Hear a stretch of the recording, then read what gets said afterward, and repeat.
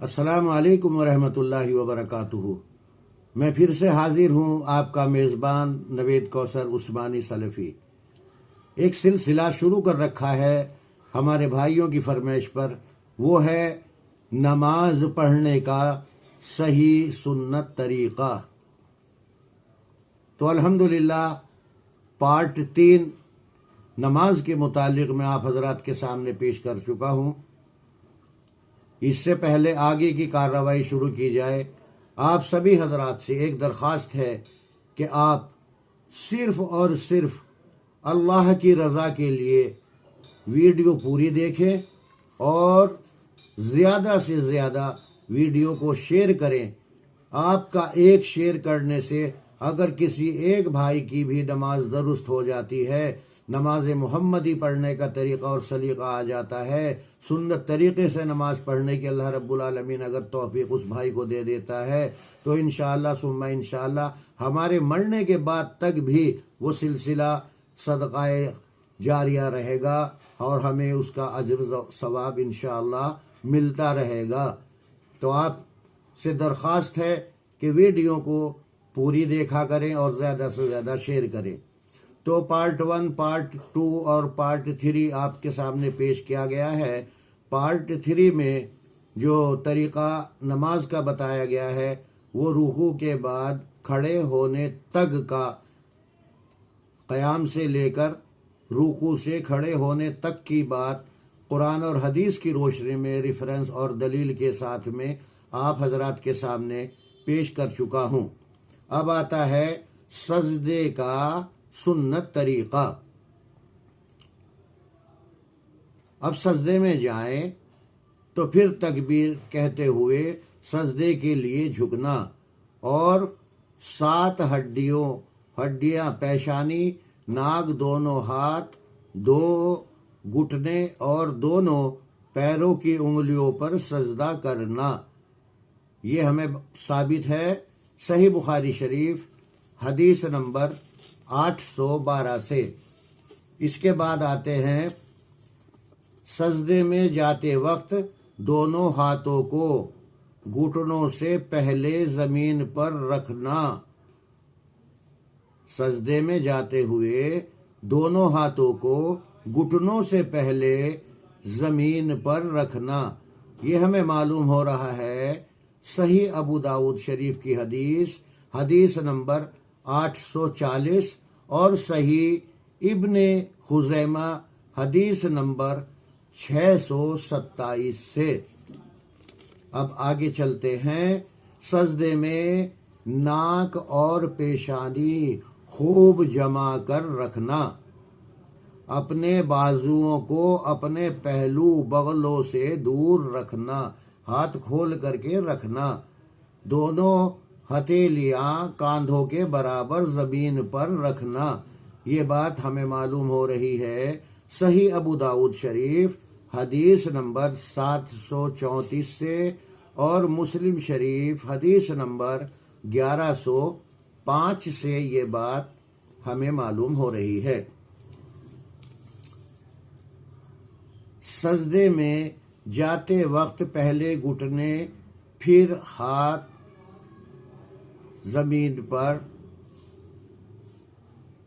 رکھنا، پہلے گھٹنے پھر ہاتھ زمین پر رکھنا صحیح حدیث سے ثابت نہیں ہے، یہ روایات ضعیف ہے، صحیح حدیث نہیں ہے۔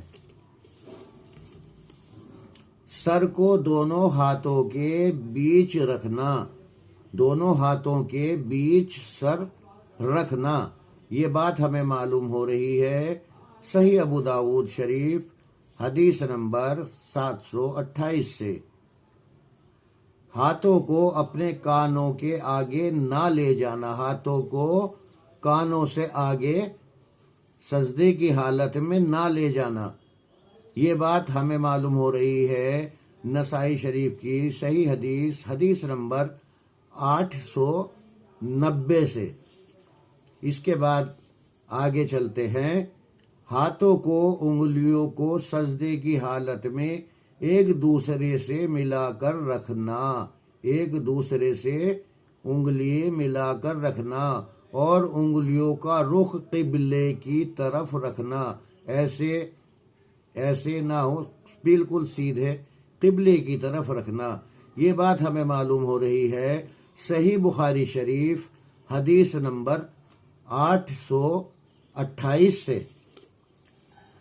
اور اس کے بعد سجدے میں اعتدال کرنا اور اپنے ہاتھوں کو کتے کی طرح نہ بچھانا۔ سمجھ گئے آپ؟ اپنے ہاتھوں کو کتے کی طرح نہ بچھانا۔ جیسے حنفیوں نے مردوں کی نماز الگ بنا رکھی ہے، عورتوں کی الگ بنا رکھی ہے، بالکل بچھ جاتی ہے، یہ سب زمین پہ ٹک جاتا ہے کتے کی طرح۔ ان کو الگ رکھنا ہے، بغل کھول کے رکھنی ہے، سیدھے سیدھے ہاتھ کھڑے رکھنے ہیں، یہ سنت طریقہ ہے۔ تو سجدے میں اپنے بازوؤں کو کتے کی طرح نہ بچھانا، یہ بات ہمیں معلوم ہو رہی ہے صحیح بخاری شریف حدیث نمبر 822 سے۔ یہ حنفی حضرات ہیں، 44 فرقے ہیں، انہوں نے عورتوں کی نماز الگ بنا دی اور مردوں کی نماز الگ بنا دی، جبکہ آپ کی حدیث موجود ہیں کہ نماز ایسے پڑھو جیسے مجھے پڑھتے ہوئے دیکھتے ہو۔ آپ جو ہے نبی ہیں، عورتوں کے بھی ہیں اور مردوں کے بھی ہیں۔ جی، ہمیں مردوں کو بھی اور عورتوں کی بھی آپ ہی کی اتباع کرنی ہے۔ کسی بھی ایک بھی حدیث سے ثابت نہیں کہ عورتوں کا طریقہ الگ ہے اور جس طریقے سے پڑھتی ہیں، پیر بھی ملا کے رکھنا دونوں ہیں، جبکہ یہ پیر کاندھے کی سیدھ میں پیر رکھنا ہے، اور رکوع میں جاتے ہوئے ذرا سا جھک جانا، سجدے میں کتے کی طرح پسر جانا، اور اتحیات کے لیے بیٹھنے میں ٹانگوں کو ایسے بچھا دینا، موڑ لینا، یہ کہیں بھی کسی بھی صحیح حدیث سے ثابت نہیں ہے۔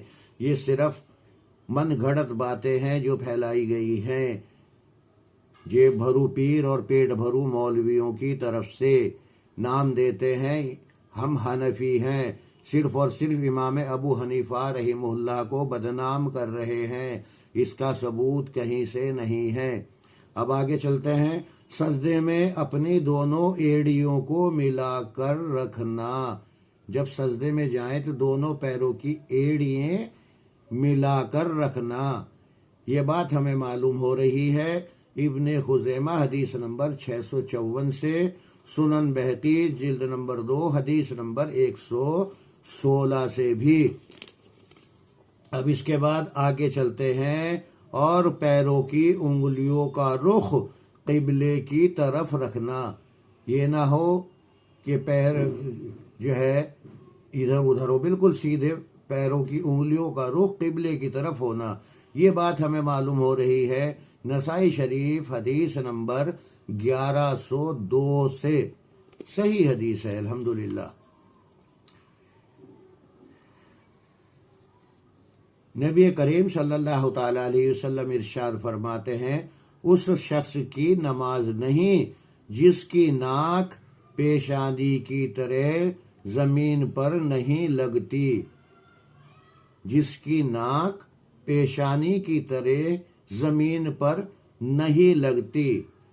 یہ بات ہمیں معلوم ہو رہی ہے سنن دار قطنی جلد نمبر 1 حدیث نمبر 348 سے۔ سجدے میں یہ دعا پڑھنا، سبحان ربی العالی، یہ بات معلوم ہو رہی ہے ہمیں مسلم شریف حدیث نمبر 1814 سے، ابو داؤد شریف صحیح حدیث نمبر 869 سے۔ اس دعا کو سجدے میں کم سے کم 3 بار پڑھنا، یہ بات ہمیں معلوم ہو رہی ہے مصنف ابن شیبہ حدیث نمبر 2571 سے۔ اب اس کے بعد جلسے کا سنت طریقہ، پھر تکبیر کہتے ہوئے سجدے سے سر اٹھانا اور دونوں ہاتھ کھڑا کر کے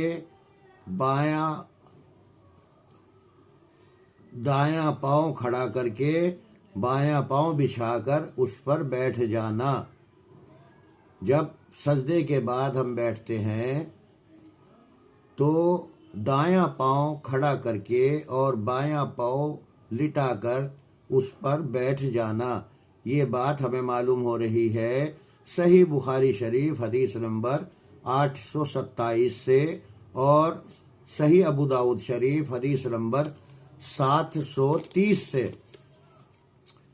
دونوں سجدوں کے بیچ میں بیٹھ کر دعا پڑھنا، یہ حنفی حضرات اس چیز کا اہتمام نہیں کرتے، بہت بڑی سنت ہے جس کو چھوڑ رہے ہیں۔ دعا کون سی ہے؟ دونوں سجدوں کے بیچ میں سکون سے بیٹھ کر رب اغفر وارحم وعافینی وہدینی وارزقنی، رب اغفر لی وارحمنی وعافینی وہدینی وارزقنی، یہ ہمیں معلوم ہو رہی ہے صحیح ابو داؤد شریف حدیث نمبر 874 سے اور نسائی شریف حدیث نمبر 1146 سے، ابن ماجہ حدیث نمبر 897 سے اور ابو داؤد شریف حدیث نمبر 850 سے اور صحیح مسلم شریف حدیث نمبر 6850 سے۔ تو یہ حنفی حضرات کتنے بڑے ثواب سے محروم۔ اللہ سے دعا ہو رہی ہے اللہم اغفر، اللہ میری مغفرت فرما، اللہ ورحم، اللہ میرے حال پہ رحم فرما، وعافینی، اللہ خیر عافیت سے مجھے رکھ، وہدینی، اللہ مجھے ہدایت عطا فرما، وارزقنی، اللہ مجھے رزق عطا فرما۔